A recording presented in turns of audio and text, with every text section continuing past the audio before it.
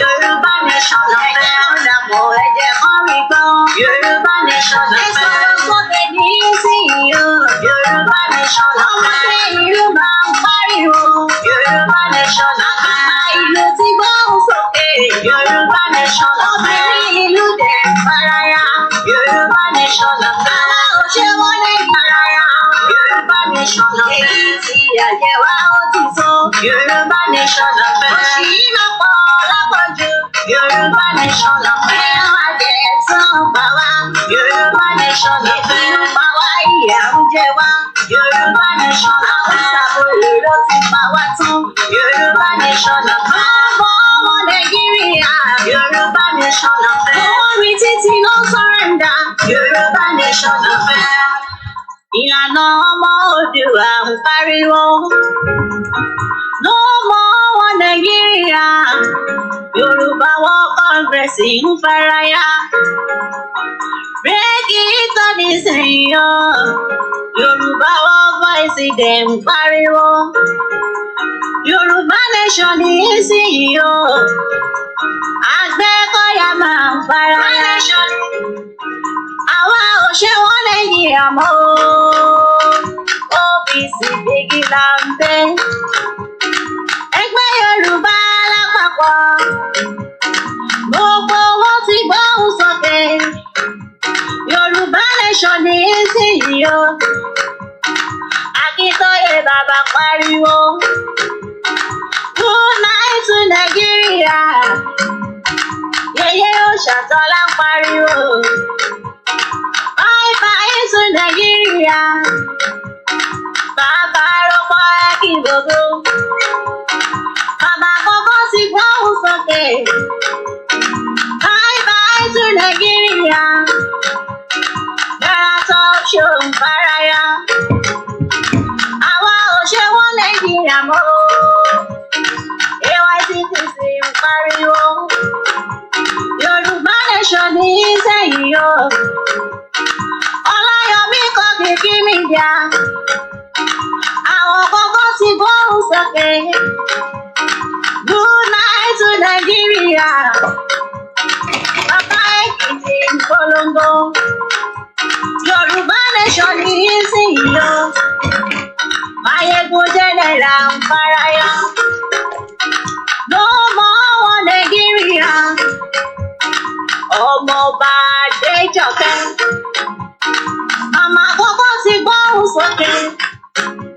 Yorùbá nation ní ìsinyìí o. Ààrẹ Fárúkù ń pariwo. Good night to Nigeria.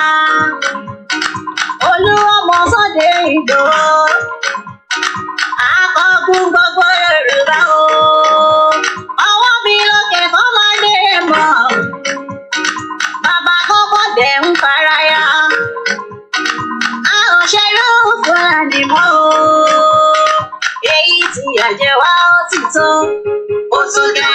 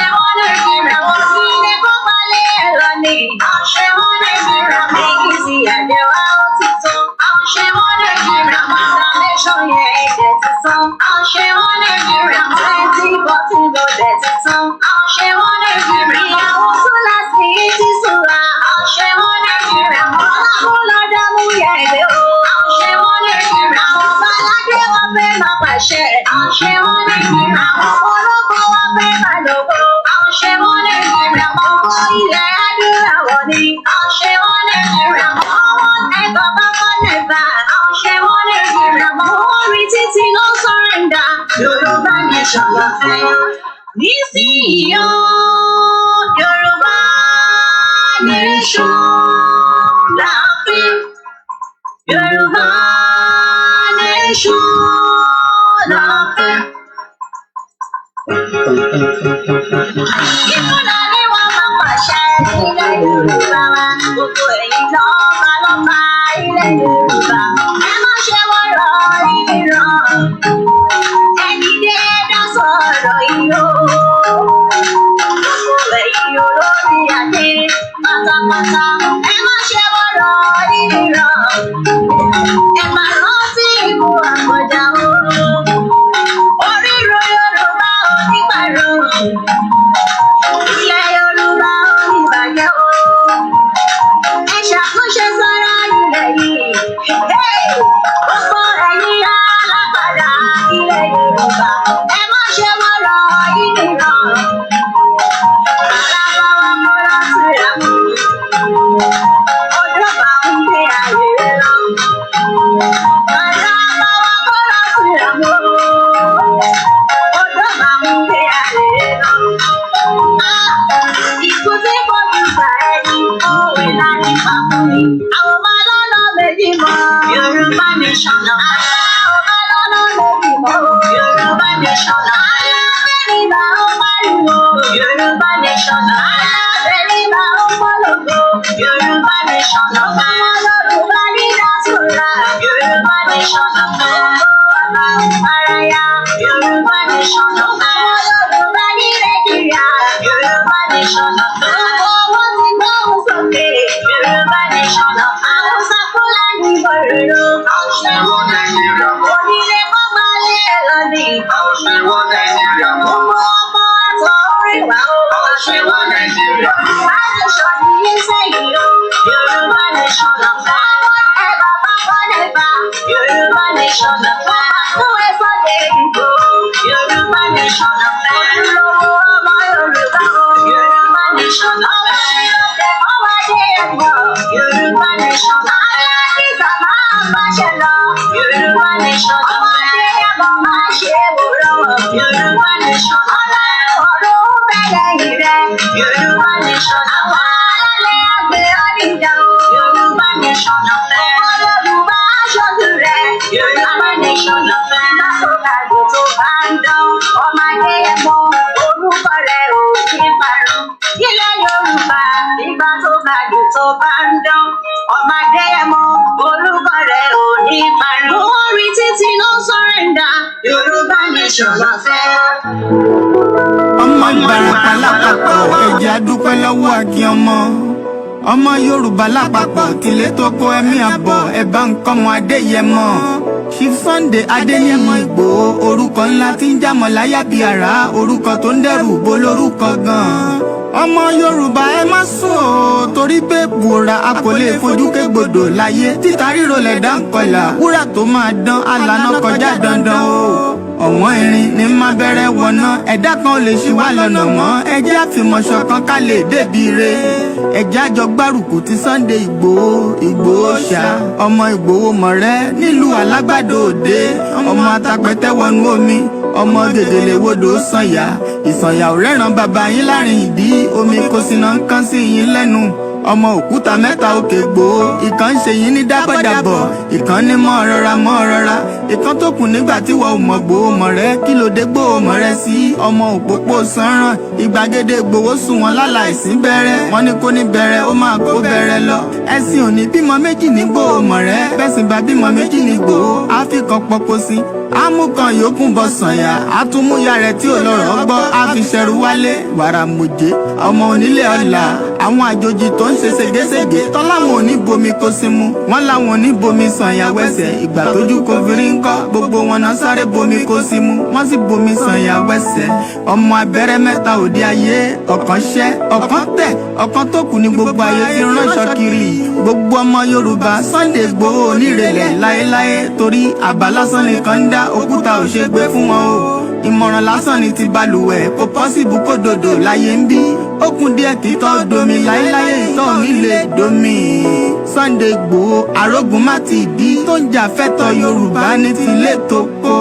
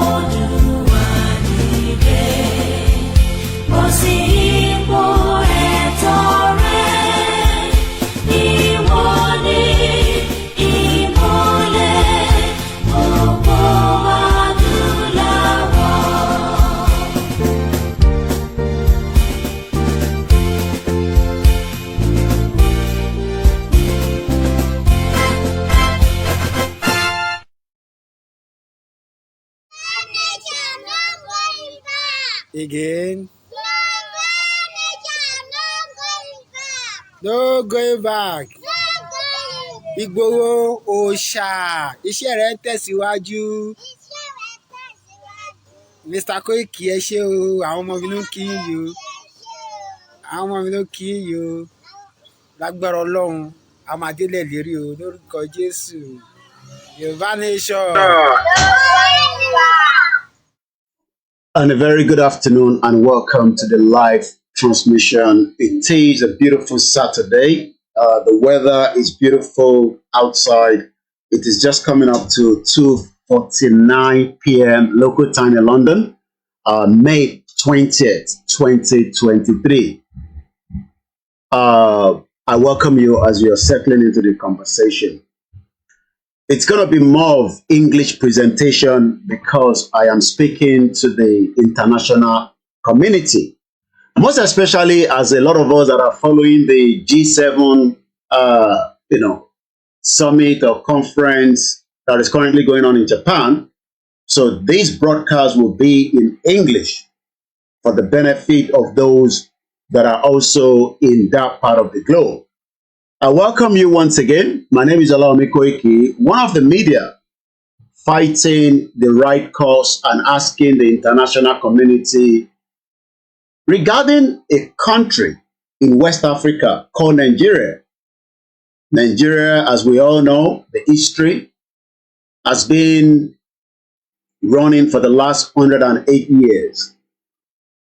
But those history is now some kind of a question by the indigenous people, those that are asking for the right to what we call self-determination. As we know, self-determination is not a crime under the declaration of the colony of the people, which was something that occurred in 1960, where those that are asking for their right, and that right is something that must be respected. 1960 was Nigeria independent, but a lot of activities happened before the independence. But today, as the world is revolving, as the world is changing, so many questions continue to surround the entity of what we call Nigeria. And that is why we are again using this medium. As the G7 continue around the world, we would also like to let them understand that those that are asking for this right must be respected. Whether they are happy with it, whether they disagree with it, it does not make any difference. We have America, the United States of America, President Bill Clinton, that is currently as well in Japan for these very important summits.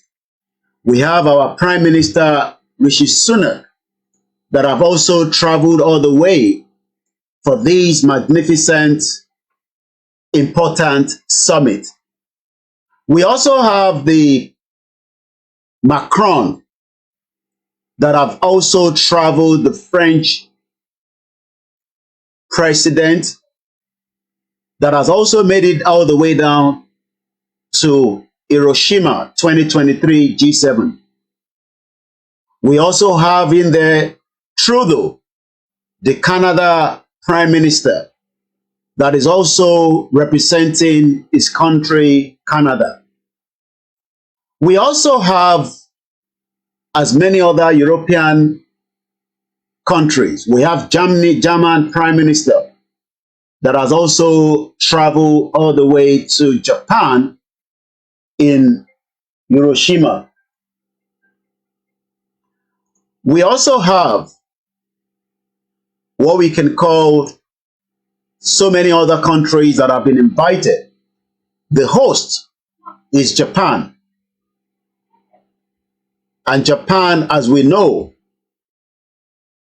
is one of the most powerful country, just like all these G7 countries as well. I will be giving us a breakdown of what the G7 means for those of us that probably don't have an idea. What does it mean, G7? How do we, as those that are asking for our right to self-determination, come into a constructive dialogue with these G7 as we know them? Once again, this is Koiki Media Live. This is the day 2 of the ongoing G7, where we have Canada, France, Germany, Italy, Japan, United Kingdom, United States, and as well the European Union. As the G7 continue, we are again saying, trying to run away from the reality of what is going on in Nigeria can also lead to a lot of catastrophe. Just as we know that things can spiral quickly if we do not manage the current state of situation in that country called Nigeria. The G7, as they are being hosted in Japan, we are also asking them to remember that the war that might occur in Nigeria, if care is not taken, might be different from what happened during the 1945 war in that same country called Japan, when we knew how a lot of situation during the Second World War.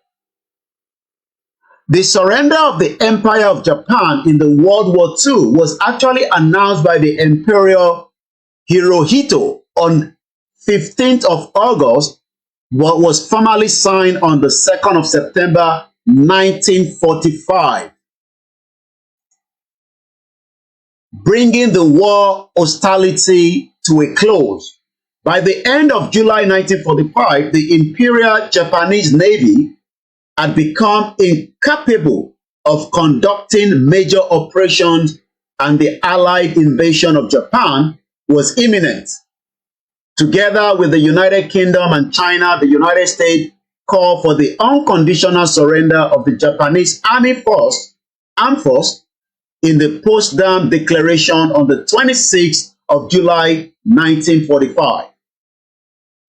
Today, what we are witnessing in Nigeria is what we can call the marginalization, the subjugation, and the right of those that decide that calling a referendum now should not be ruled out of the table by the federal government of Nigeria to determine whether some of us still want to continue with this entity called Nigeria that was put together by the British government in 1914.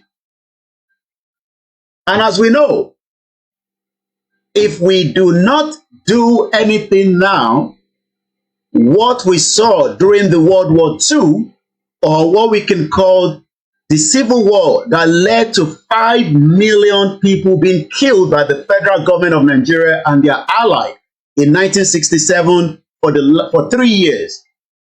What we could witness in Nigeria could last more than 3 years, and there will be a lot of catastrophe. This is why, as the G7 Day 2 continue today, the 20th of May 2023, we are also using the opportunity of the summit that also have a theme surrounding the security. Because as we speak right now, we, the indigenous people from the Yoruba and those from the other part of Nigeria, are not secure because the government of Nigeria have decided not to care about our lives.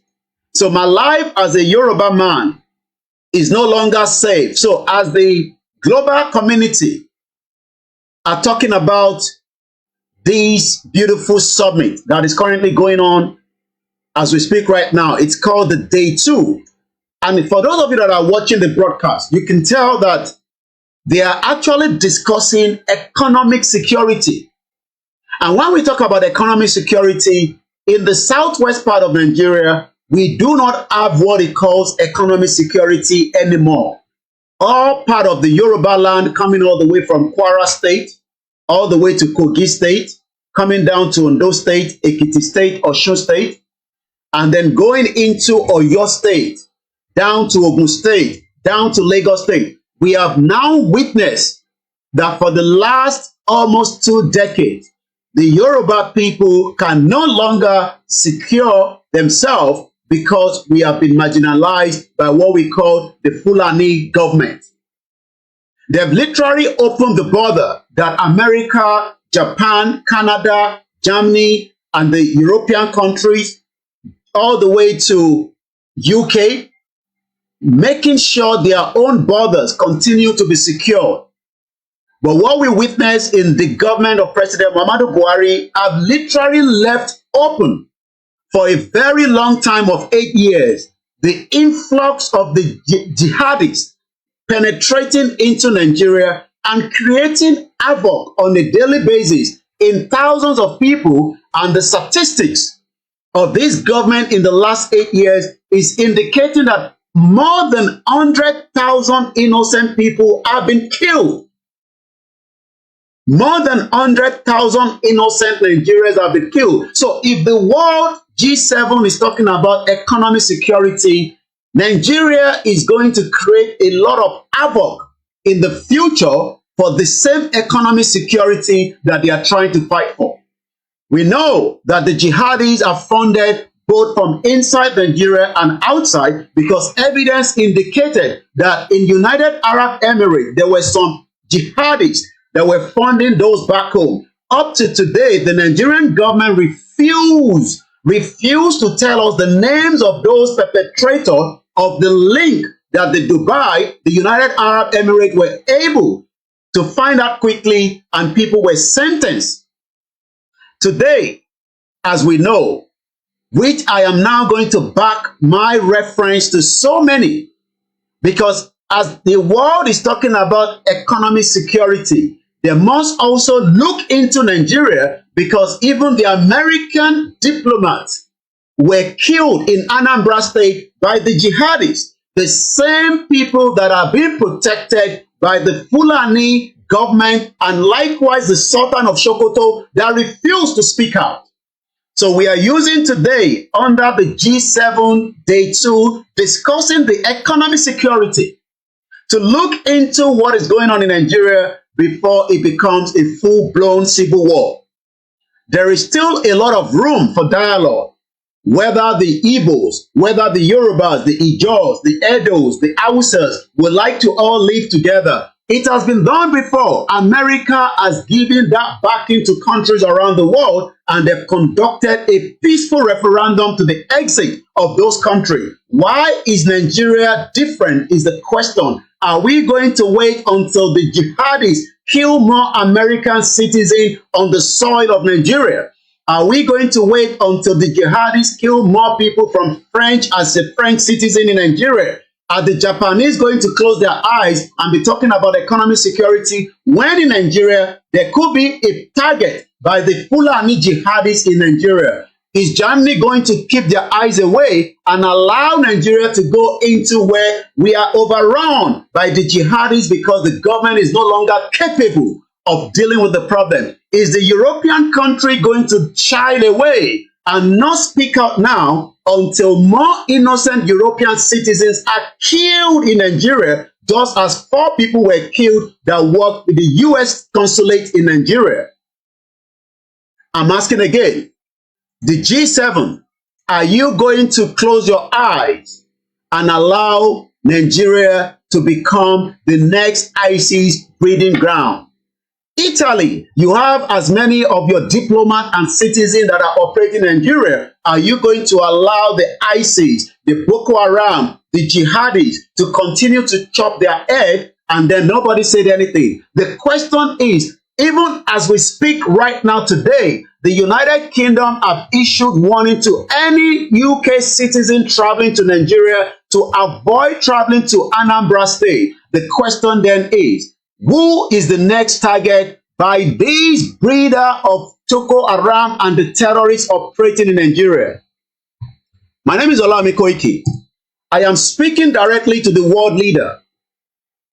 to not shy away from the reality of terrorism in Nigeria. The terrorism continues to grow because we do know that Nigerian government under the Fulani of President Muhammadu Buhari have decided to shy away from the reality. I am now saying, according to Reuters, today, once again, a very good afternoon and welcome to the program. This program is going to be all the way through in English for the benefit of the world leader to listen to those that are calling for the right to self-determination without a bloodshed. We are speaking directly to those in Japan. From all the countries, Ukraine is being protected for a reason. The Yorubas must be protected. The Biafra must be protected. The Edo must be protected. The Hausa must be protected by the Fulani jihadis that wants to convert every one of us into Islam in their own ideology that we disagree with. As we speak today, the northern part of Nigeria is already operating an Islamic country because they are already operating on Sharia law. The world in G7 today, as you're discussing this economic summit, you must remember that the relationship you have with Nigeria will be destroyed by the same terrorists that is already breeding, and they're becoming more powerful. They have overrun as many military barracks, and we know that all this is happening because there is a backing coming from the northern part of Nigeria, from the Sultan of Sokoto, and some of their governors that have allowed the Yoruba part of the Nigeria today, where our economy have been destroyed. No more going to the farm because of the Boko Haram and the terrorism that is happening. This is a live transmission. 5 minutes past 3 p.m. is a Saturday afternoon as we are speaking directly to the G7 on what we call the day 2 of what they are discussing, which is very, very important to the global world, to the trade. But the trade between Nigeria will not happen when terrorism is breeding, and is breeding at a very, very fast pace. More than 100,000 innocent live children, women have been massacred by the full-blown terrorism that is happening in Nigeria, and the government is already compromised. Let's listen to a former chief of defense staff, T.Y. Danjuma, told us 5 years ago. Every one of us must rise up. The armed forces are not neutral. They collude. They collude. They collude with the armed bandits that kill people, kill Nigerians. They facilitate their movements. They cover them. If you are depending on the armed forces to stop the killings, you will all die one by one.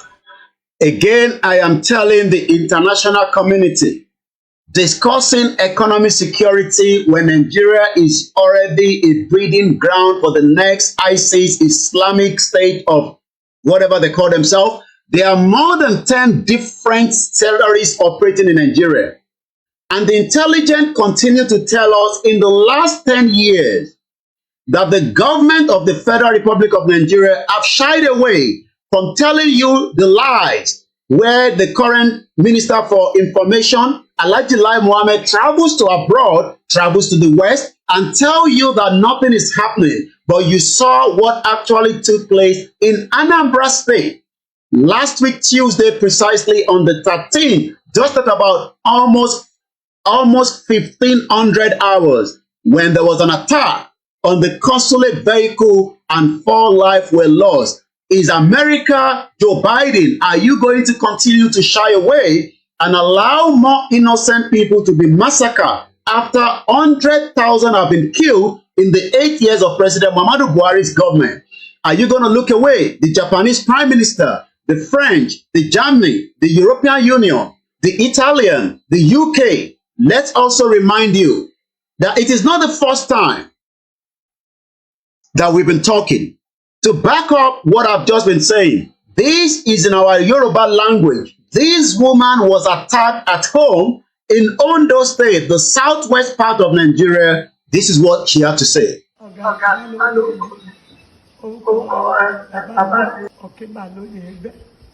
ọba Arégòkè mo dé láti gbòòrò bíi around 8 mo wọnú ilé mo tẹ́bẹ̀ mo bọ́ gbogbo aṣọ mi wá kú pátá àti tàbí sí mi nínú mo wá wo orí bẹ́ẹ̀ tó ń bá gbé tó adábí kan bí tó náà ọkùnrin wá dé láti gbòòrò ó ní kó ń ṣílẹ̀kùn fóun so ọmọ dáàdì mi Adétutù Òkèbàlóyè ó wà lọ́wọ́ mi mo wá ní kí yẹn lọ ṣí ilẹ̀kùn bí yẹn ṣe ṣílẹ̀kùn ọkọ mi wá pọnú kí ṣe oníṣègùn tó ń jẹ níbi ìdáná kò sówó kankan lọ́wọ́ mi tí máa fi ìdáná bọ́kọ mi ṣe bẹ̀rẹ̀ sí ní pariwo oúnjẹ kò wá tilẹ̀kùn ṣé èmi wá jáde síta sẹ́ẹ̀tì mi tí mo gbé sórí tébù nínú pálọ̀ mi mo wá lọ mú sẹ́ẹ̀tì yẹn bí mo kàn ṣe mú sẹ́ẹ̀tì yẹn mo kàn rí àwọn pípù yẹn àwọn méje ń wọlé ó dàbẹ́ ni pé àwọn mẹ́rin gbé ìbọn dání àwọn mẹ́ta ò ní wọn ní àdá wọ́n wá sọ pé wọ́n bẹ̀rẹ̀ sí Haúsá sọ̀rọ̀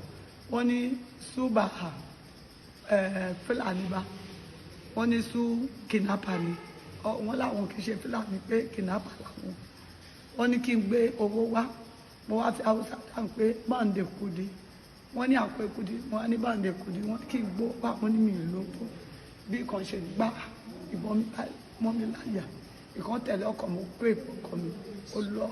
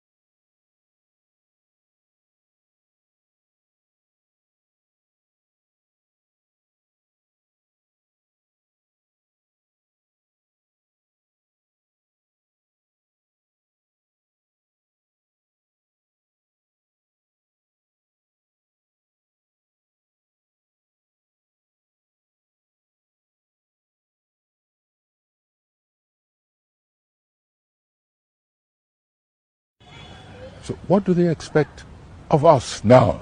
Now that this war is on our doorstep. Of course, there has got to be civil mobilization. And if we keep waiting for this to be centrally handled, we're all going to... The audio will come back. I've seen the problem there. I'll deal with that. That for me is personally intolerable. It's not an acceptable condition. And whatever it takes, I stand ready to contribute in any way.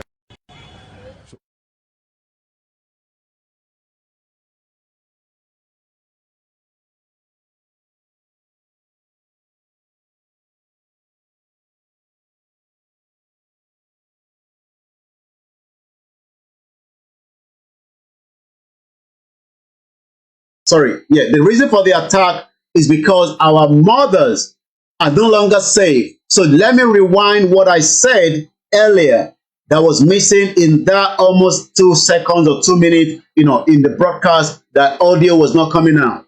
Let me repeat it again. The video we watched earlier of our mother, where she was attacked. I'm talking about this particular video. This video happened in the southwest part of Nigeria, known in Ondo State.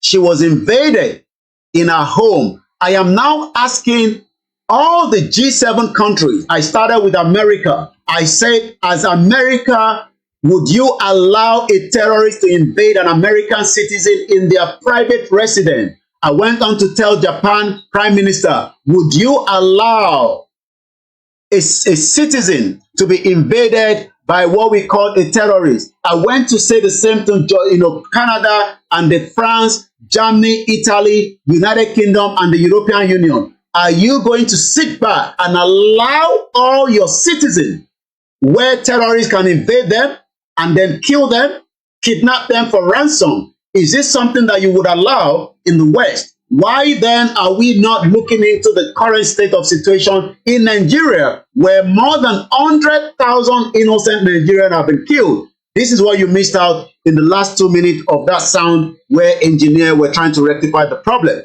I am now saying again that as we, the Yorubas, under the leadership of Professor Adebanji Akintoye, is now saying to the to the G7, as you continue your deliberation today, we wish you a successful deliberation. But the question is, are you sure you can discuss economic security when the economic security in Nigeria has been invaded, where the economic security of Nigeria is no longer visible for not just Nigerians, but for as many other diplomats and their citizens that are living in Nigeria? Because we know that each of you, the G7 nation, have your citizens living in Nigeria. As we said earlier on, we saw what happened in Anambra State. This was again another point to show that terrorism in Nigeria is not being dealt with. It is actually being left open to kill the economic security of the Southwest, kill the economic security in the Middle Belt, kill the economic security in the Southeast, and then kill the economic security in the northern part of Nigeria. And no one is no longer safe because all those politicians are all compromised. And we will also prove that again. But before we go into the conversation again, today we are looking at the G7 Day 2 as they continue to engage, as they continue to discuss issues affecting people like the Ukrainians. They must also start talking about those indigenous Yorubas that are also being affected in the southwest, in the west part of Africa known as Nigeria. Why are we different? Why should one part of the world be well taken care of and the remaining part is now being used as what we call statistics?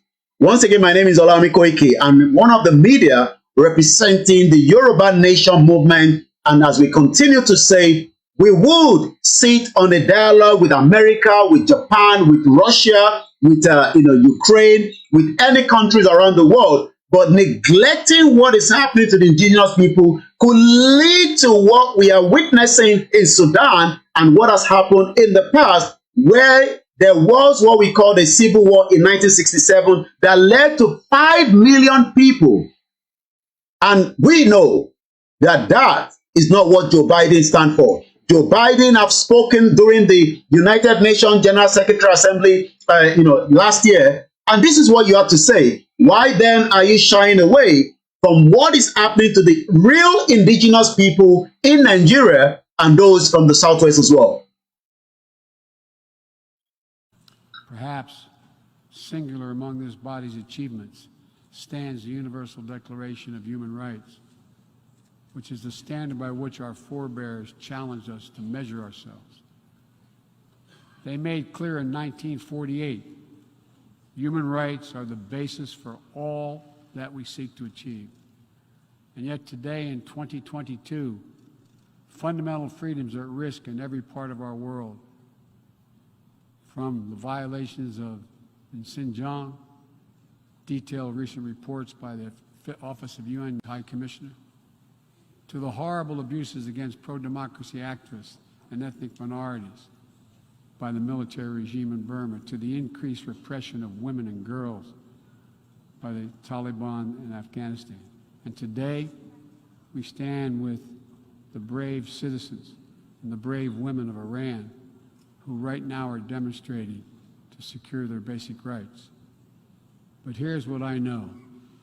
The future will be won by those countries that unleash the full potential of their populations, where women and girls can exercise equal rights, including basic reproductive rights, and contribute fully to building a stronger economies and more resilient societies, where religious and ethnic minorities can live their lives without harassment and contribute to the fabric of their communities, where the LGBTQ plus individuals live and love freely without being targeted with violence, where citizens can question and criticize their leaders without fear of reprisal. The United States will always promote human rights and the values enshrined in the UN Charter in our own country and around the world. I am now asking the United States President, Joe Biden, as you continue this dialogue in Japan on the day 2, that we are already being marginalized in what is called Nigeria as indigenous people. I am using the word of what you said, that we should not sit behind and allow evil to continue to trample on the indigenous people. Our right has already been taken away from us. As we continue to live, we live in fear. We live in a society in Nigeria as the Yoruba people, where our life has no longer mean anything to the government of the day. And we are saying again, it is time that we have a constructive dialogue with Americans so that we can decide whether we still want to participate in Nigeria, or rather wait until what was said by your former colleague, a former president. This is what he had to say, rather than wait till when the crisis will explode, where there will be civil war, where humanity, where catastrophe, where there will be destruction. We are saying that there is still time for as much of constructive dialogue between the indigenous people and Nigerian government and the international community. If otherwise, this is what Bill Clinton said. But our historic memory includes the notion that your greatest days were under Ivan, Peter the Great, and Catherine the Great. In other words, when you could control your neighbors. And people don't want to be controlled anymore. They want to be free to chart their own course. I'll never forget the first time a man with impeccable military credentials, the warden of Rhodes House, who was Viscount Montgomery's aide de camp in World War II, said, you're going to have to leave Vietnam for the same reason we had to leave Nigeria. We left Nigeria. There was a horrible war. 3 million people died, but we had to go, and you're going to have to go. And I said, why? He said, because they don't want you. People want to chart their own course. That is what Bill Clinton said. It was very clear.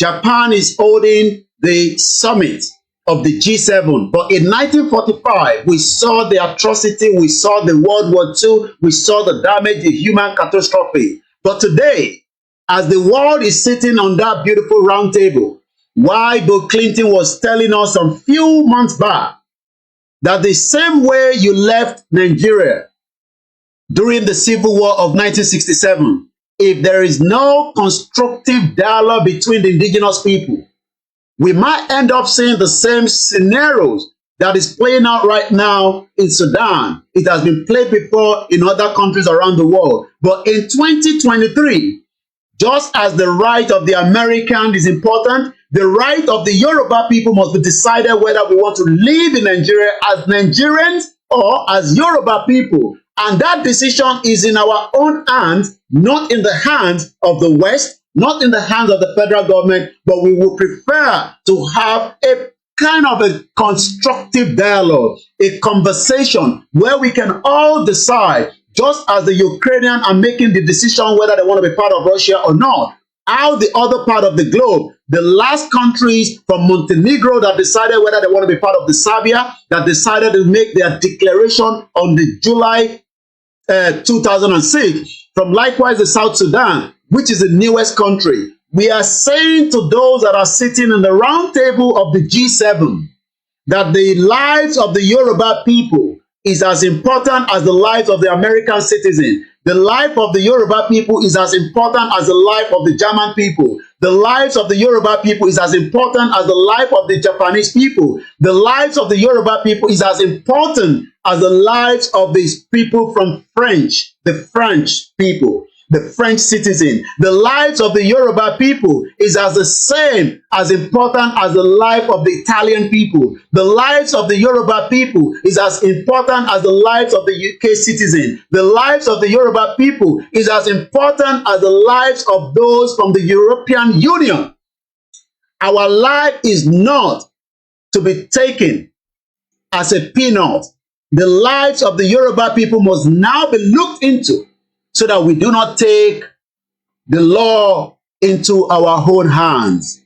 This is why we are coming out again, using today as another earmark to discuss and ask, why is my life different from those of this nation of the G7? Why is the life of a G7 citizen more important than the lives of the indigenous people in what was created under the evil disguise of calling us Nigeria, knowing fully well that there's nothing called Nigeria? As at 1913, there was nothing called Nigeria. The whole idea of Nigeria was put together by the British monarch in 1914 that ended up to what we call Nigeria independent in 1960. But today, as we know that the Nigerian law has not had the opportunity to give us the clause to a referendum, we are now using this powerful message to the G7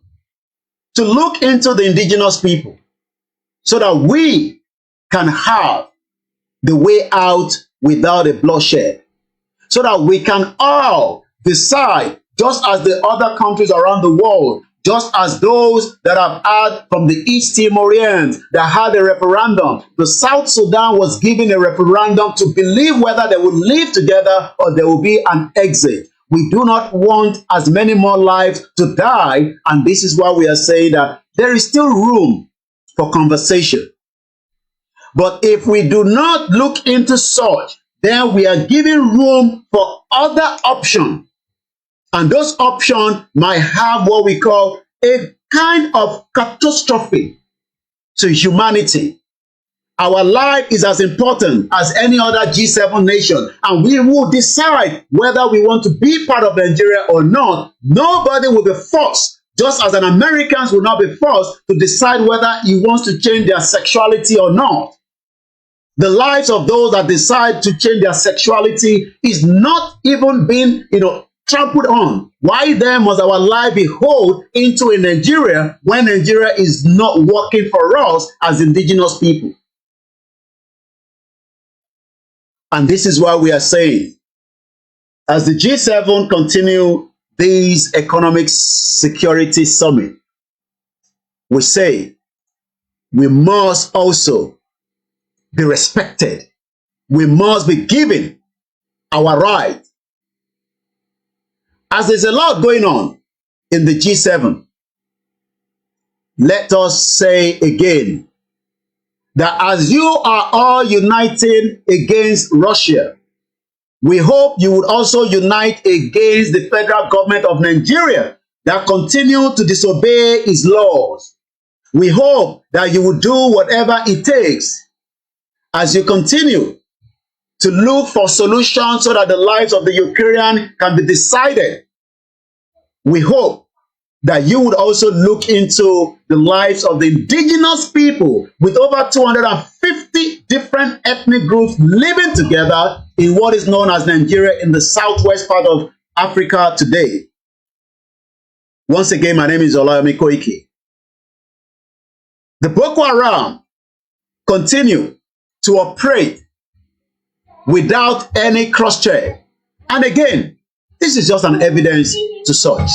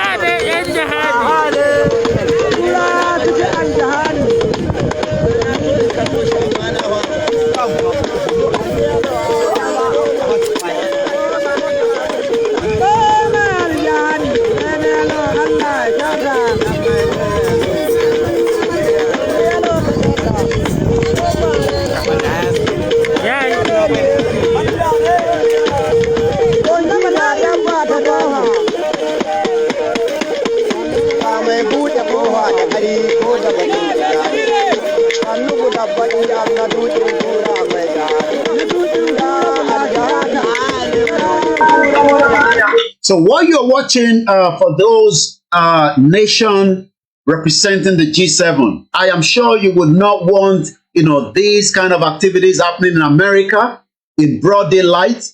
I am sure those of you in Canada would not want this kind of situation where terrorists are operating without impunity in Canada. I am sure, Japan would not appreciate if terrorists are wielding AK-49 and RPG in Japanese city. I am sure the European Union, I am sure the Italian, likewise the United Kingdom and the German as well. The question then is, why are we different?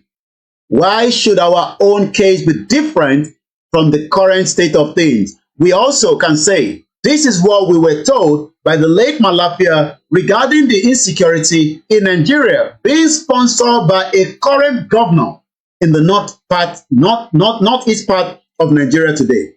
Northern part of Nigeria, rather. Which is it for you, Dr. Madaya? Do you think the government is unwilling or unable to protect the people of Southern Kaduna?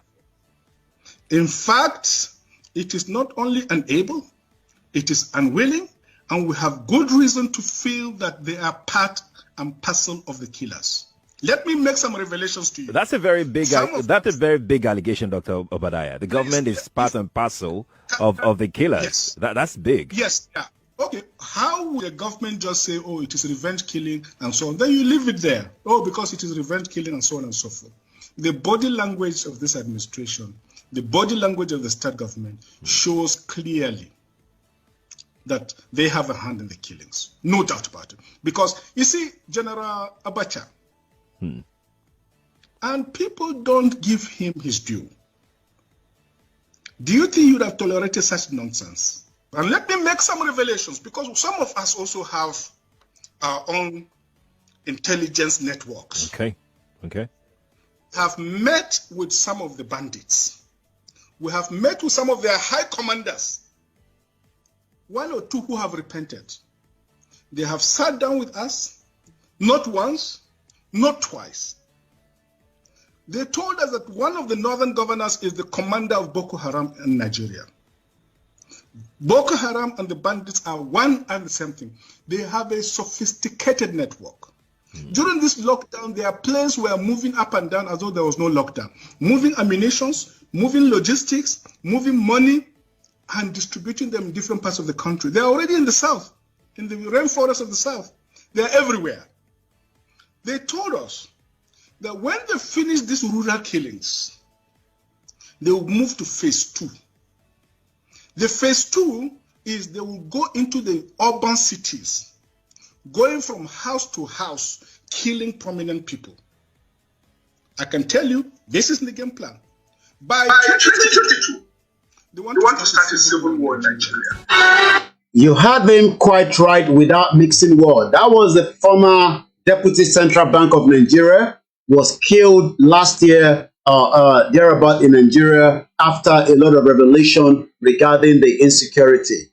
As we know that the world is still gathering at the Japan, where the ongoing security summit is going on, what are the themes that discussion is going on today? The G7 leader statement on economic resiliencies and economic security, fostering mutual beneficial partnerships, supporting resilient and sustainable value chains remain our priority to reduce risk both for our economy as well as globally and ensure sustainable development for all. Recent events have highlighted vulnerabilities in economics around the world to natural disaster, pandemic, geopolitical tensions, and cohesion. Cohesion is very, very key. It is one of those that is still having a big impact as the indigenous people. Coercion, the practice of pursuing someone to do something by using force or threat. The Islamic jihadis are telling us we must abide by their own ways of life. I am sure the international community under the G7 would not want the same for their own citizens. Recalling our commitment from the 2022 G7 Elumos Summit, we are taking additional steps today to enhance our ongoing strategic coordination on economic resiliency, economic security by reducing vulnerabilities and countering malign practice that exploit and reinforce them. These complement the corresponding steps we are taking to enhance supply chain resilience as the lead out in the G7 Clean Energy Economy Action Plan. We underline the importance of cooperating both within the G7 as well as with all our partners to enhance global economic resilience, including by supporting a more significant role for low and middle income countries in supply chains in a way that also promotes their diversification, local value creation, benefit local workers and communities as well. We will address non-market policies and practice designed to reinforce dependencies, and we will counter economic coercion. We will continue to ensure that clearly define the narrow set of sensitivity technologies that are crucial for national security or could threaten international peace and security are appropriately controlled without undue impacting broader trade in technology. We affirm that our cooperation to strengthening economy. So what we are saying is If you talk about all of these, Nigeria is still open to what we call the Fulani, Boko Haram, ISIS that would not allow economy to prosper in Nigeria, and that is having a big impact on the lives of indigenous people that are called Nigerians today. As we move away from that now, we go straight into the next section of the program before we have about just an hour, and then we're going to bring the program to an end. The British monarchs' ties to slavery are writ large in what we call historical archive. This is an article that came out about a month ago, and as we look into that today, the question is, the slavery that occurred during the 200 years of the British Empire was used to marginalize and suppress the real indigenous people and the real owner of the resources. Writ is a form of written command in the name of a court or other legal authority to act or abstain from acting in a particular way. So when we come back again to the article, it says the British monarch ties to slavery. They have a huge role during the slave trade, and we go into it again. As a historian, I see how the voices of enslaved people have been excluded from history. Now we must listen and respond to their descendants. We must listen and respond to their descendants. So we hope as the G7 summit continue, as they continue to engage and deliberate around the global threat in the world, the economy, the security, they must also remember that without the indigenous people that were enslaved for a very long time, we would all continue to live in danger. On March 27, 2007, it marks what we can call the 450 years after Elizabeth I sponsored the John Hawkins slave expedition to West Africa. 2007 made it exactly 450 years of what we call the expedition. Who was John Hawkins? As we know a little bit of him, John Hawkins, admiral and a privateer, slave trade. Sir John Hawkins was born in 1532, died in 1595. He was one of the most notable sailors and the Navy commanders of the 16th century. He is known for his pivotal role in the maritime history of England and the rise of the global slave trade. Let's watch a little bit of this video. I do not own the copyright. It's just for education purpose, and the title is under Britain, Transatlantic Slave Trade, and this is owned by the Royal Museum here in Greenwich, London.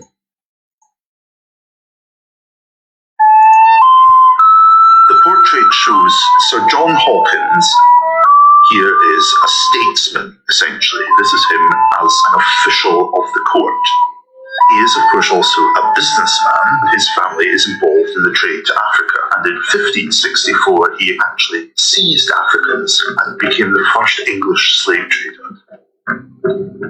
In the Tudor period, sugar was extremely expensive. The Caribbean was ideal for sugarcane production. Britain, of course, very rapidly developed an extremely sweet tooth, and sugar production had to increase to meet this enormous demand. But this is back-breaking work, and Africans were forcibly transported, and in many cases simply worked to death on the sugar plantations. He tried to interest Queen Elizabeth in the slave trade, and she was initially appalled by the idea, wondering what would become of the Africans and what would become of their souls. When Sir John explained the profits that could be made from it, her morals went to one side, and she did lend a lordship for his future activities. There are a lot of themes in the gallery, but one of the key themes simply is that enormous transportation of human life forcibly across the Atlantic, the extraordinary cruelty and misery that was involved in that. And I think to have people reflect on that today and think about potential modern parallels would be a useful outcome from a visit to the Atlantic Gallery. And that is John Hawkins, that was involved in a lot of slaves of our forefathers from what is known in Nigeria today. John Hawkins' early life, as we know from these reports, today being the 20th day of May 2022, this is Koiki Media Live, bringing the world closer to your doorstep so that you can have a background understanding of the slave trade that the British government, the British monarch, was fully involved. John Hawkins was born into a wealthy maritime family in Plymouth. His father, William Hawkins, had visited the New World in 1527, traded in Guinea and Brazil. He was also a prominent figure in the court of Henry V. By his mid-20s, Hawkins was already making voyages. In his mid-20s, while those at home continue to ask us what is the way forward, somebody in his mid-20s was already traveling into our territory and preparing to enslave us and move as many of our forefathers. He was only 20 years old. Hawkins was already making voyages to many major ports such as the Canary Islands. While mainly trading in textiles and sugar, there are accounts involving in Hawkins and piracy. The sea dogs, the pirate or the privateers. In the 15th century, there was a thin line between the piracy and the privateering. A privateer was an individual licensed to attack and raid shipping belonging to an enemy government. Usually, during a war, these private contractors would then pay a cut of their bounty back to the government.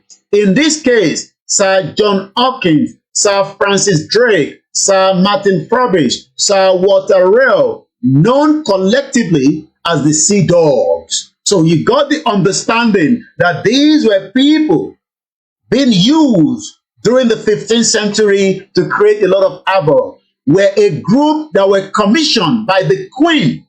Imagine the Queen commissioned them to attack and loot the Spanish fleet. Remember, these were all happening in the shore of within that part of what is known as Nigeria today. While England was not at war with Spain, Queen Elizabeth I gave the Sea Dogs legitimacy in England to plunder the Spanish ships to maintain a maritime dominance over trade passage. That is why today, those that continue to call for Nigeria do not understand that you are actually calling for Nigeria while the trade remain out of Nigeria while you remain poor forever. Similar privateering activities were carried out by the Spanish fleet with the guard coasters and many of the Barbary coasters. However, the relative size and the speed of the English fleet aided the English in substantially reducing the power of the Spanish Navy.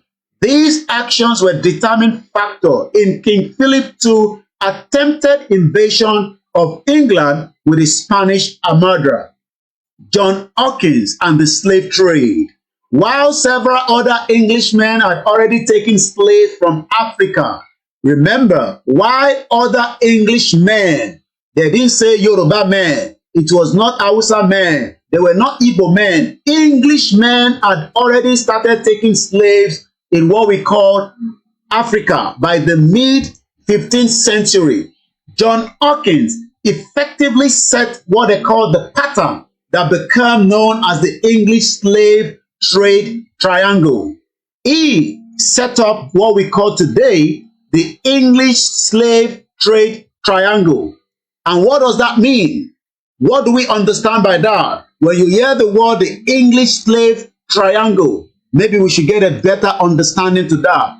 The triangular trade, the most historical significant triangular trade was the transatlantic slave trade, which operated between Europe Africa and America from the 16th century. So for 16th century, they were moving us as sheep. They were moving us as people without dignity. And today, as we continue to encourage our people to understand who we are so that we can go back and save more lives and become who we are in the global community, they want to remain that slave forever. Both the diaspora elite, both those diaspora that are not even understanding that the Yoruba nation that we are calling for today is to rectify the triangular trade that was put together by one person known as John Hawkins. He created that pattern of how many people were moved from the export commodity and export in what we call international trade is a good produce in one country that is sold into another country. But these were people selling human beings. But today, we are now coming into their country where we have become the 5th or the 10th generation slaves. Let's go back quickly, since we understood now what the triangular, and when you look at this again, the British North America comprises the colonial territories of the British Empire in the Northern America from 1783 onward. The English colonization of the North America began in 16th century in Newfoundland, then further south at the Roanoke and Jamestown.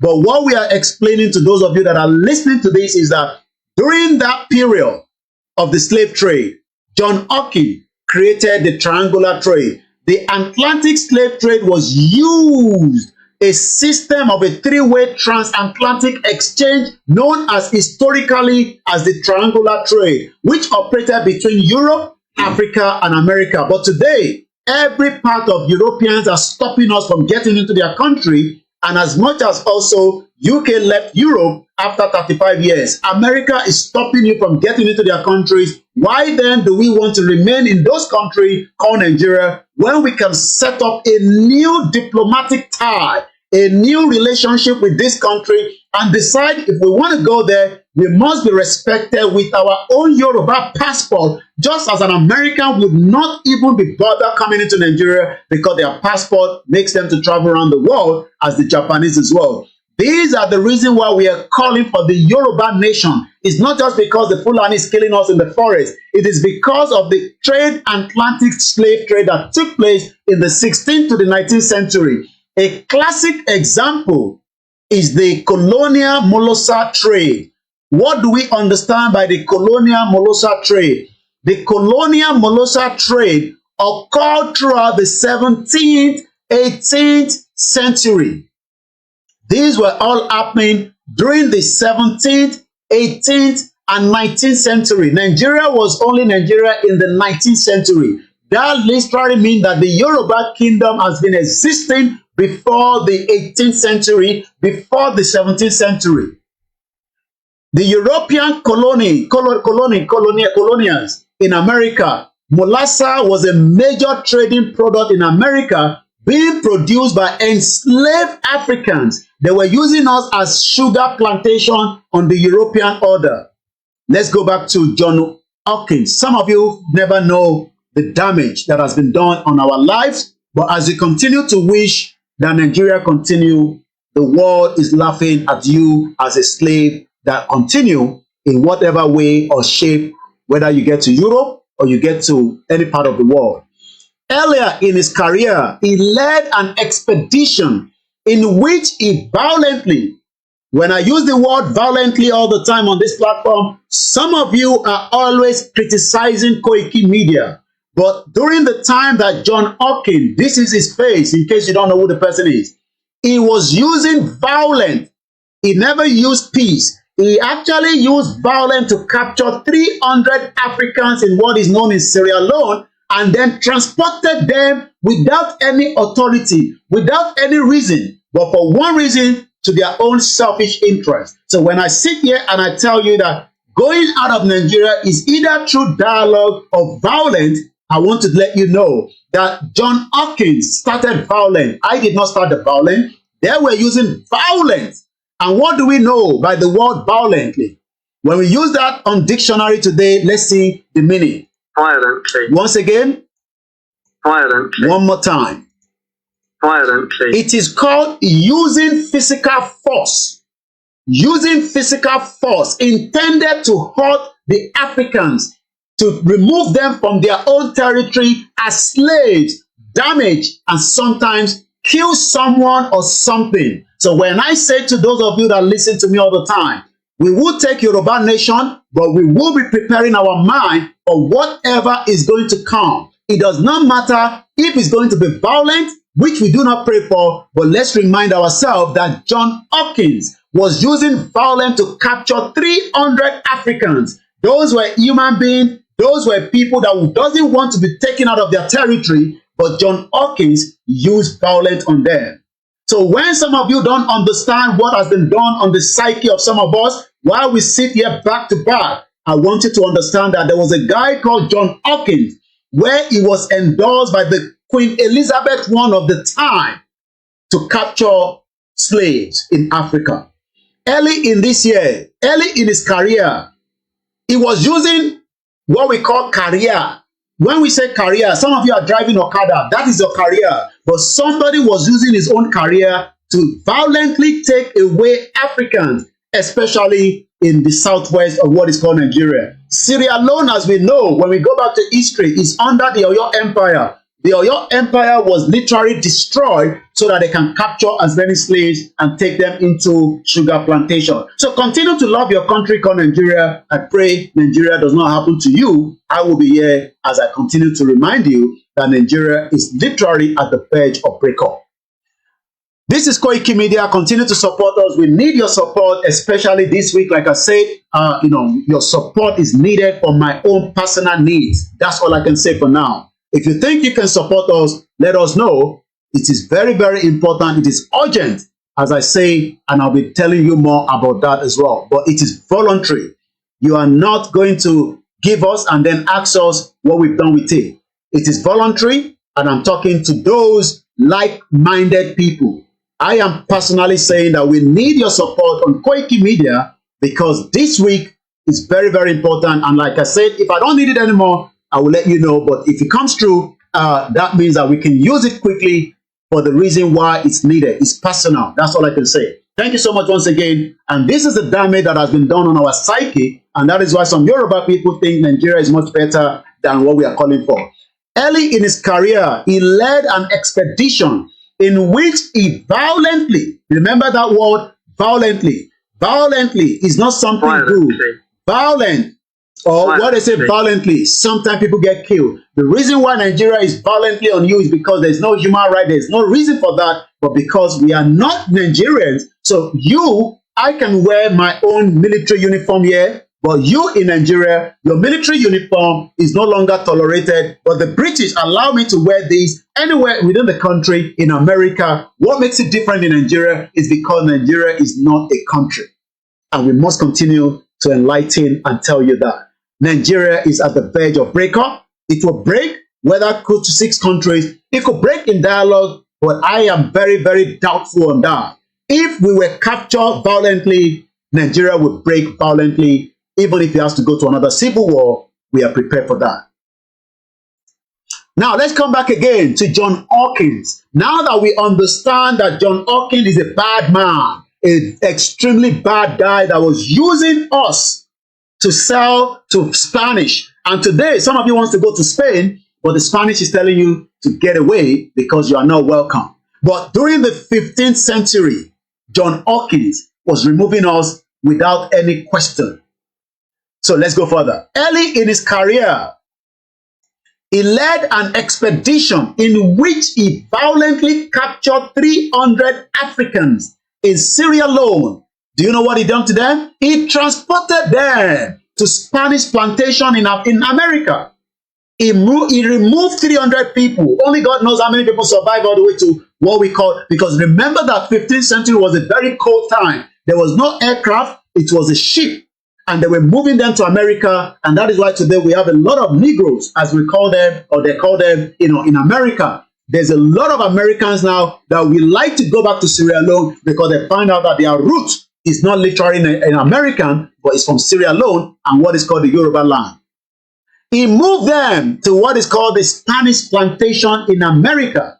There he traded them for pills, hide, and sugar. Imagine they were selling us for sugar. You know, buy 300 people, give me sugar, give me pills, and then some other stuff as well. His mission was so lucrative. He had a lot of money inside. It was so very, very lucrative that Queen Elizabeth I of that era sponsored his subsequent journey. Imagine that the Queen, no, not Queen Elizabeth that died, his previous generation. Imagine after realizing that, wow, so there's money in this, why can't we just take as many more? And that is why today, some of you sit behind and abuse and point finger at Babakintoye and Igboho that is asking that we go out of Nigeria now so that our dignity can be coming back, our language can fall back, our lives can become better. But some of you think that it's all about the hatred that we have for Tinubu. Tinubu, like we always say, knows about all this. Does he care? I don't think so. Until we become violent. But some of you say, Koiki, don't talk about violence. I say, okay. But in 15th century, John Hawkins was using violence to remove people. Once again, my name is Alami Koiki. This is Koiki Media. And as we already done the part 1 of the program, this is the part 2 side of it as well. Queen Elizabeth I decided to sponsor his subsequent journeys. She even provided more ships, supplies, and guns. They were using guns. They were not thinking of anything, and if you refuse at that time, you will be gunned down without no question. Imagine what this was happening in the 15th century. 15th century when the Yoruba people were already out there, as we know from our father, Professor Adebanji Akintoye, that told us precisely that the Yoruba people have been around before the expedition. And let me just bring that into the conversation quickly before we move further. My name is Olami Koiki. Like I said, your support is very, very needed. We have, something that I have to deal with personally myself, and I'm not asking anyone. If you can support us, please do so that we can be able to achieve our target. My name again is Olami Koiki. So let's see if I can bring what Professor Banji Akintoye, I hope we still have that because we've been moving things around. Let's see if we can still have that recording. I pray we do. If not, it will be a disaster that we've lost that, because I actually upgraded straight from, I downgraded to this iPhone that was giving me a problem. Yeah, I have it. Thank God technology is good. Let's listen to Professor Banji Akintoye. In 1533, one Portuguese explorer trader overseas only a colon white. You are one of only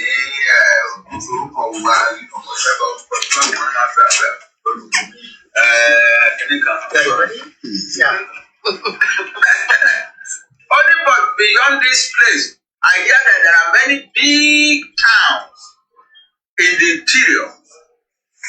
And not far from here, about 10 leagues from here, there is a great city called G-E-E-B-O-U, with a great wall around it. That is in 1533. As of the time John Konye, Ijebu was already more than 500 years old.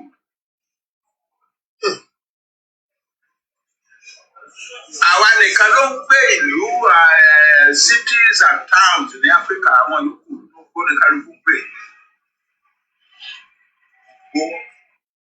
that is the voice of the emeritus Professor Adebanji Akintoye. It's coming up to 16:02, which is exactly 4 p.m. local time in Nigeria, 4 p.m. here in London, and the other part of the world will be different, as we know time zone is already different across the world. My name again is Ola Yomi Koiki. As a lot of you know me as Koiki Media, I am one out of so many of the medias that want what we call the right to Yoruba people to be free from the bondage of Nigeria. So let's move swiftly because of our timing at exactly 1 hour, 28 minutes spent already on this live transmission. Now we know that Queen Elizabeth I decided that since the slave was going to be making a lot of money for them, she provided guns and supplies. She also even gave them sheep. She also gave him a unique coat of arms bearing a bond slaves. Let's see if we can find an image of that.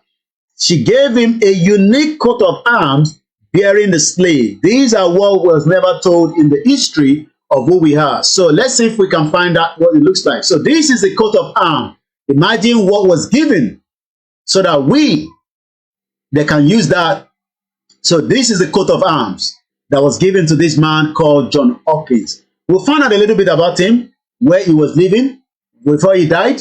If it's something that I can visit, I will take you down there as I do all the time. But remind yourself that even as at the time that Queen Elizabeth I realized that there was money that can be made from slaves, she provided him with a unique coat of arms. Now, let's go further. With 3 major slavery expeditions in the 1560s, Hawkins prepared the path for the slave triangle between England, Africa, and the New World.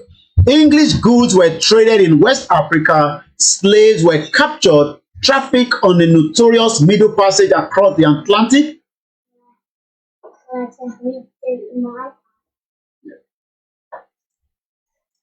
Traded in West Africa, slaves were captured and trafficked on a notorious Middle Passage across the Atlantic, and the cargo produced in the New World was transported back to England.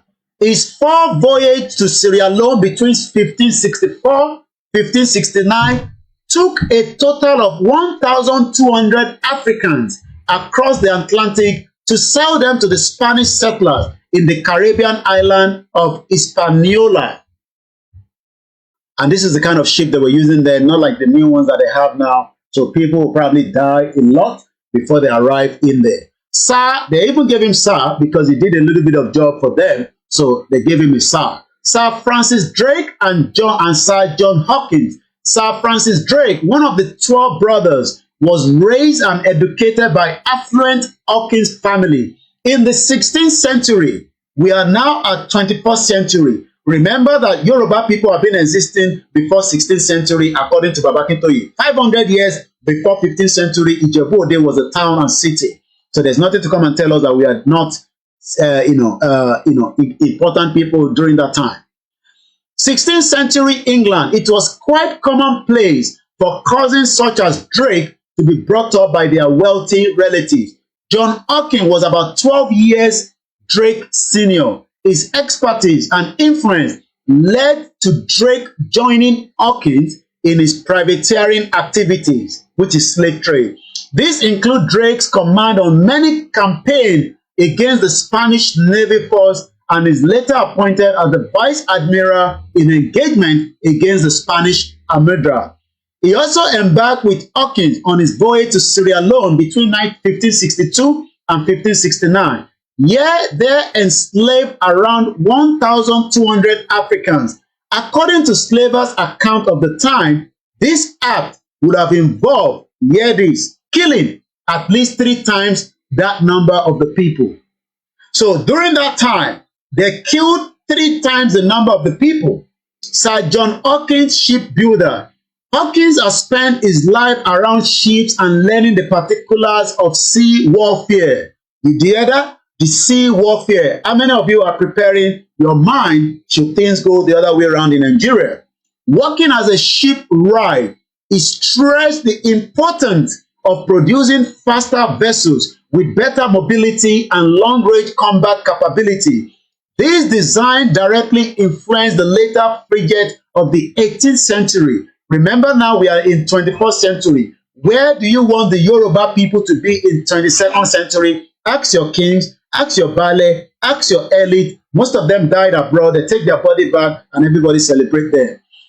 By 1587, the English Navy include 25 of these republished galleons, 18 smaller warships. These were essential in the latter battles against the Spanish Armada for his assistance in growing the Navy and supporting England's maritime power. Elizabeth I, the Queen of the period, appointed Hawkins as a rear admiral for fight against the Spanish. John Hawkins and the Spanish Armada.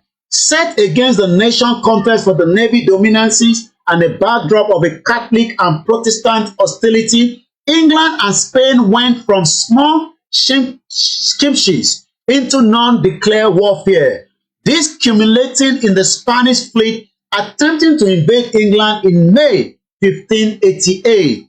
The battle consisted of several engagements during which Rear Admiral Hawkins, remember the man named Hawkins, the one that was taking slaves from Sierra Leone, ship the victory overpowered several Spanish vessels, and the Vice Admiral Drake, his cousin, on revenge and captured Rosario, a Spanish galleon. In recognition of his achievement, Hawkins was knighted on the deck by the Lord High Admiral as Sir Charles Forward. How did John Hawkins die? In 1593, Hawkins' son Richard was captured by the Spanish in the South Atlantic. In response, Hawkins and Drake raised a fleet of 27 ships and set sail from Plymouth on 29 August 1595. These were warriors. They were never ready. They were never, interested whether they die along the line, but they knew that the world will remember them, whether for good or bad, like I'm reading their own history today. Which history are you going to put out there? Which history are you going to allow people to talk about you? Time will tell for every single one of us. Neither admiral will see their own land again. The rescue attempt was hampered by disagreement, storms, and by the Spanish, who had increased their presence in the area. Hawkins died on the 12th of November in San Juan off the coast of Pretoria, Puerto Rico.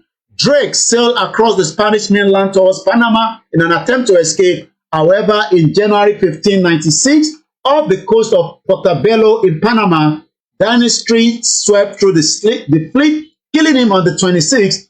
Drake's body, like that of Hawkins before him, was interred at the sea. Now we understand that, so we go back one step into what we were discussing earlier. And as I always say, you can tell that Guardian is telling me, I have read some of the article, why not support as well? Like I said, we need your support this particular time. Keep that support coming so that we can be able to achieve our target. Let's go further. Now that we have a understanding of what happened 450 years after Elizabeth I she sponsored the John Hawkins slave expedition to West Africa. I've given you a bit of background to that. If you've never heard of that before, maybe you're a Yoruba man, Yoruba woman, whether you're a Nigerian, you don't even know what has happened 450 years ago. We were taken out of our territory as a slave to sugarcane area. This is Koiki Media Live, bringing the world closer to your doorstep. Roland Williams, okay, let's go for that. So, Elizabeth II was attending a service in Westminster Abbey where the King Charles just coronated recently as well, as we saw. But something happened on that particular day known as March 27, 2007. The young man you're seeing here is called Toyin Agbatu. Toyin Agbatu decided to call the Queen Elizabeth out for not doing enough. You can see him there. I don't know where he is at the moment, but we know that Toyin Agbatu, has been one person that confronted, Queen Elizabeth II in London. Let's see if we can find any video of him.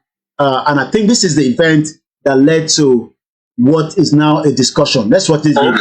The congregation watched as, still standing a few yards from the Queen, the protester Toyin Agbatu demanded that Britain issue a formal apology for its part in the slave trade. How many of us will be bold enough today? How many of us are holding our boldness and not understanding that we have something inside us, and if we do not allow that something to come out, you will die taking it away to wherever we live after we die.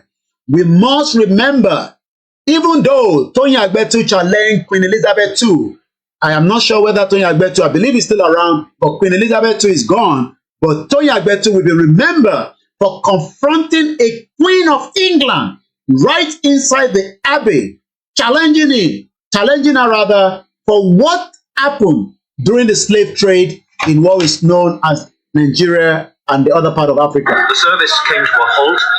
The service actually came to an halt when Toyin Agbatu decided to challenge Queen Elizabeth II for crime against humanity on the slave trade that a generation, which is Queen Elizabeth I, sponsored, which I read earlier, John Hawkins. Watched as still standing a few yards. And that is him there. Few yards, according to what we know. Yes, security quickly surrounded him, but his message was really, really out there. He was able to disrupt that ceremony. How many of you will take the same bold step, or you are just sitting there and expecting some of us to take the lead when you can also do whatever it takes to highlight why we are asking for right to self-determination?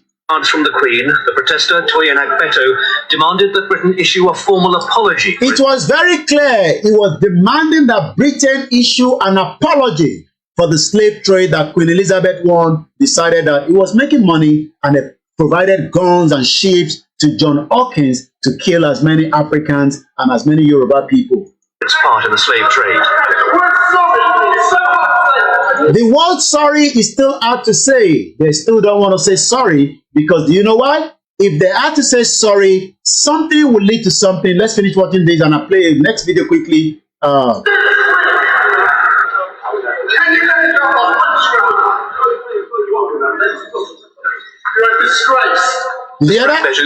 He said Queen was a disgrace for using, you can see all those Oyibo people, you can see the way they were looking at, in this place, until we do something, and that's if you want to support us, that is the way you can support us through the PayPal, Cash App, like I said, your urgent needed, as we are asking, is voluntary, it's just for my own need, for something that is very, very urgent, I need to deal with as quickly as possible. Directly at the Prime Minister sitting in the choir stall. That is Tony Blair. Tony Blair was just looking. They can't do anything. Everybody knows that slave trade occurred, and the England monarch paid the price for the reason why some of us will never know our great-great-great-great-great-grandfather. G7, as we say, economy, security, remember the indigenous people. Before he finally withdrew. Let's watch it one more time. To a halt. The congregation watched as, still standing a few yards from the Queen, the protester Toyin Agbeto demanded that Britain issue a formal apology for its part in the slave trade.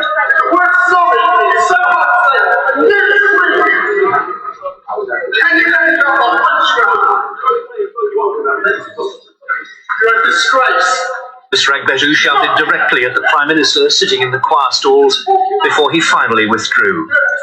How many of us have boldness? How many of the Yoruba people can do that? How many of you can push like Toyin Agbeto? It was not violent, but he was there actively saying it the way it's meant to say, without anything that a lot of us will never know. I want to see if I can get something out of him again. Yeah, let's see what this is. I don't know what it is.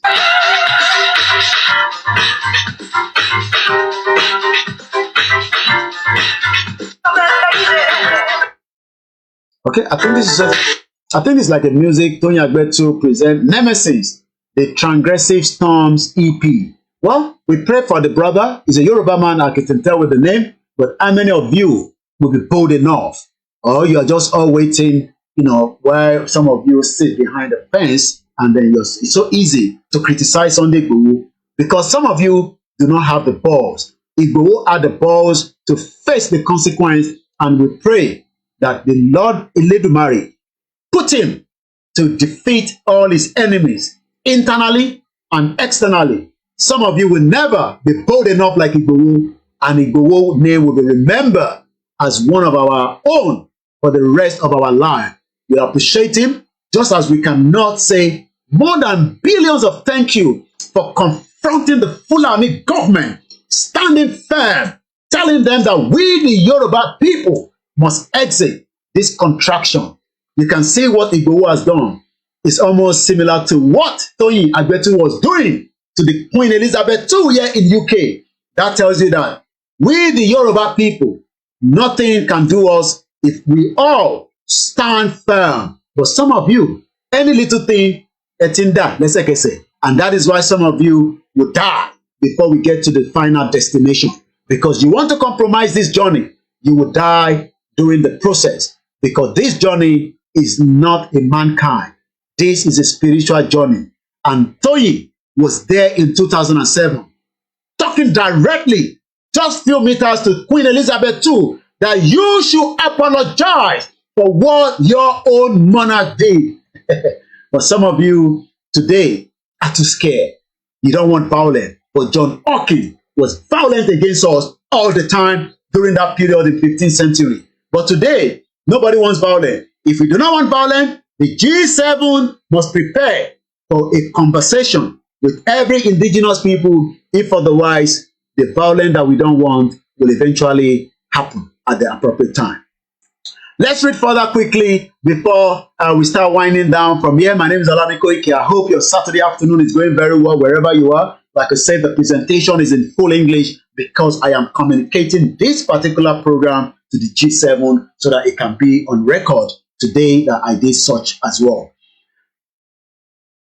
During the Westminster Abbey to commemorate the bicentenary of Britain's abolition of the slave trade, Rowan Williams, the Archbishop of the Canterbury, was delivering a sermon focused on the slavery idyllious persistent legacy. We who are the heirs of the slave-owning and the slave-trading nations of the past have to face the fact that our historical prosperity was built in a large part of this atrocity, he said. This UK that you are watching me communicating from was built on the slave trade, and today I am here telling you now that Nigeria is not working, but some of you are still pointing fingers saying we should not worry, Nigeria is going to work. I pray it works in your lifetime. Moments later, a black protester dashed in front of the altar, disrupting the service with a shout of, "This is an insult to us." Her face in person, Queen Elizabeth watched as security guards struggle with the protester known as Toyi Agbetu. He is the founder of the Pan-African Human Rights Organization, Legally. As he was possibly ejected, Agbetu pointed at the Queen and yelled, "You, the Queen, should be ashamed. You should have said sorry." Well, my name is Alami Koike. As I almost wind down, let me just move us swiftly to what is happening again in America, where another person is demanding that we should also ask for the situation in those activities. Let's see if we can get that out as well. Once again, bear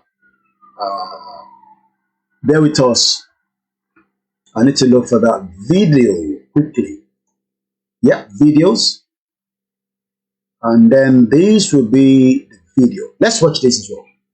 All this nonsense, homelessness, and all this other garbage y'all talk about, police violence and all this stuff, don't nobody care about that. Don't nobody real care about that. We care about our reparations. And we have to put white people on notice that we want our reparations. That our foreparents and us, we didn't work for free and underpaid and all this nonsense. And the white folks get away with it. And they talk about the great city they're building. No, we want our reparations. $3 million per person. $3 million per person right here in this city. That's the only thing black people got to care about. All this other little nonsense y'all talk about, we do not care about. This happened somewhere in Tampa City Council, I believe in New York or no, America, not too sure, in a well part of the United States. This happened on the 18th, as you got the date there. The time was 10:28 a.m. local time there. It happened just 2 days ago. It shows that the world is now awakened.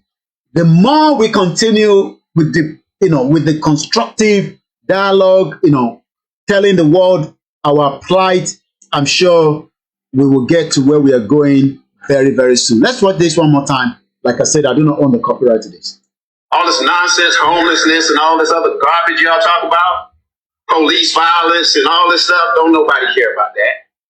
Don't nobody real care about that. We care about our reparations. And we have to put white people on notice that we want our reparations. That our foreparents and us, we didn't work for free and underpaid and all this nonsense. And the white folks get away with it. And they talk about the great city they're building. No, we want our reparations. $3 million per person. $3 million per person right here in this city. That's the only thing black people got to care about. All this other little nonsense y'all talk about, we do not care about. Well, they do not care about all the nonsense that they're discussing. We've given you the background to John Hawkins. Outside the Westminster Abbey, Agbetu told the press that an apology from the British monarch was already long overdue. The Queen has to say sorry. She never said sorry till she died. We hope the King will say sorry. It was Elizabeth I. She commended John Hawkins to take his ship. He said, the monarch and the government and the church are all in their patting themselves on the back. At the time, commentators overwhelmingly dismissed Agbetu as a madman, despite previous appeal for redress for the historical injustice of slavery. But a formal launch of the CARICON Reparation Commission in 2014, the Black Lives Matter protests that swept in the UK in 2020, and the mounting call from across the Caribbean to cut ties to the crown and push for reparations in the wake of the Queen's death, off-stack evidence that Agbetu's lone voice in Westminster was of many. So the more that we are shouting, people think that nobody's interested in what we are saying, but it's just that it might be like a lone wolf voice, but very soon, as many of you would have no other option than to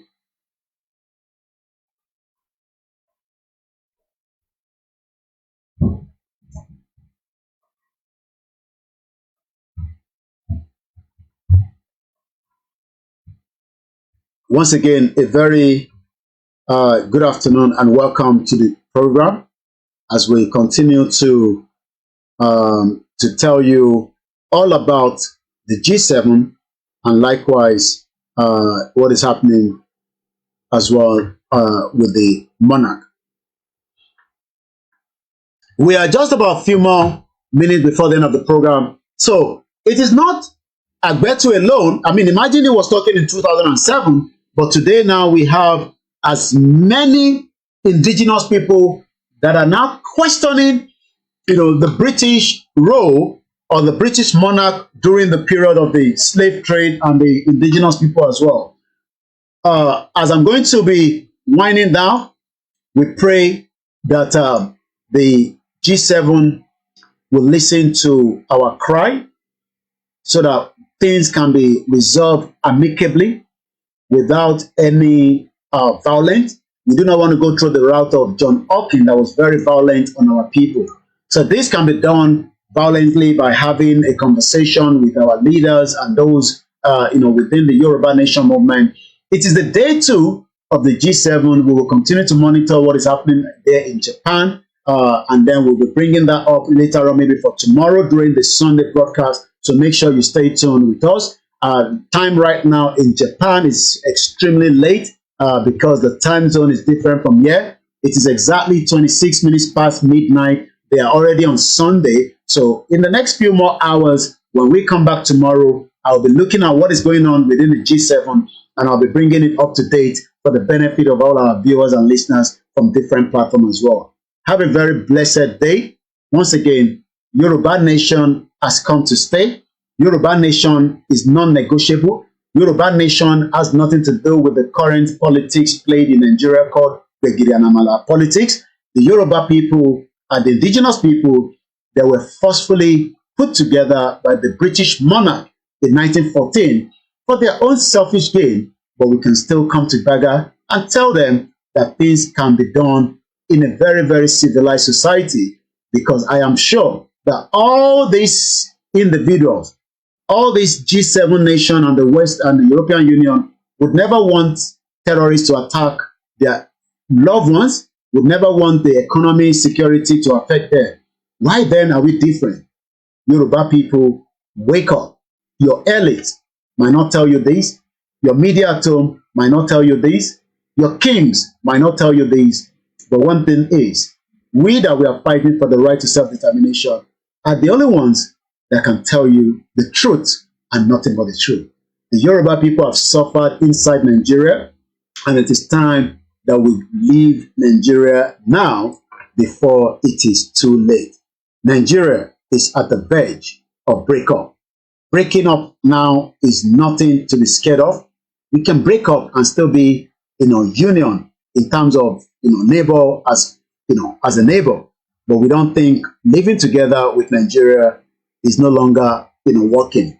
Nigeria must come down, whether through a referendum, whether through a peaceful negotiation where we can negotiate our way out, whether through whatever it is. But one thing is, the Nigeria 63 years ago will never exist in another 63 years from now.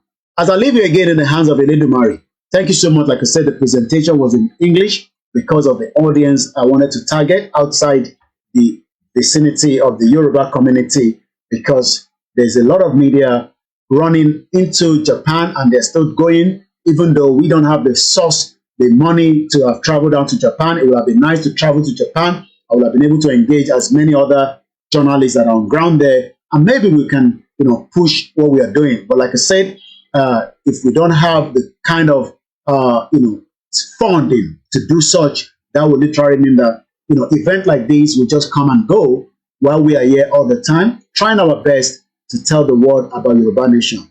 I believe those that are in Japan, if we are not there, they should have think about the G7 and represent us there. But like I said, we're all different in the way we think. And I hope you are already thinking of the next big event that the Yoruba people can participate as well. When I mean participate, real engagement with the people, with the journalists, with the countries that are representing those events, because an event like G7 is a huge event that we should not have missed. But again, it is what it is. We are only doing our own little best from the little resources that we have under our pocket. And if you want to support, like I said, the details to support can be found on www.koikimedia.com, or you can reach out to us and we will tell you how you can support and fund the platform, especially at this very important time that we are coming out, probably, like I said, in the next 48 hours or 72 hours, and do a proper program on that. But for now, I'll leave you in the hands of Eledumare. But let's play this before we go.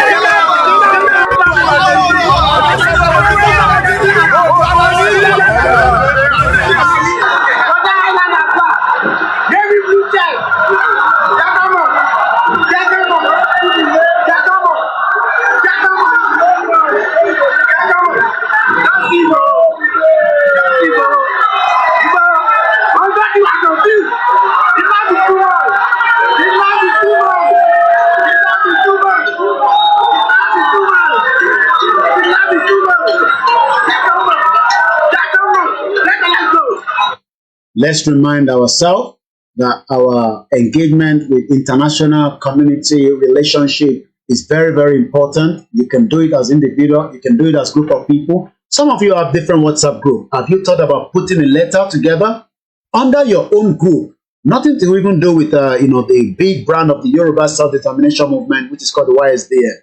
We can think about you as your own individual group by putting the pen, putting the message, send it to the Nigerian representative countries in the country called Nigeria today, or if you're outside the country, there's a lot of embassy. They will receive your letter, and I'm sure one day you might be surprised that you might be the key to the movement. Rather than waiting for some of us, you can also be the key. This is how far we can go this afternoon. Have a very great Saturday afternoon. We will not be back again today. It's going to be a free day later on. But like I said, if there's only an emergency or breaking news, the rest assured that the Koiki Media team are working around the clock to bring you the news and the airline. Follow us on the social media handles where we operate, especially on Twitter, where we need as many of engagement.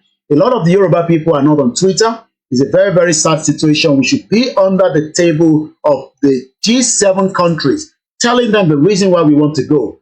It's easy for us to sit on the social media like this and comment, but the real struggle is right inside the Twitter space.